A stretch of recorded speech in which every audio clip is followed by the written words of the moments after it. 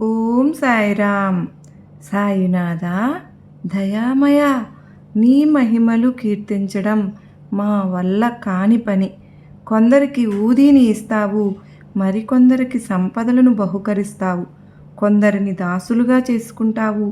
అంతులేని నీ శక్తి ఎవ్వరికీ అంతు పట్టదు. మాకు మాత్రం దాని అంతు ఎలా తెలుస్తుంది?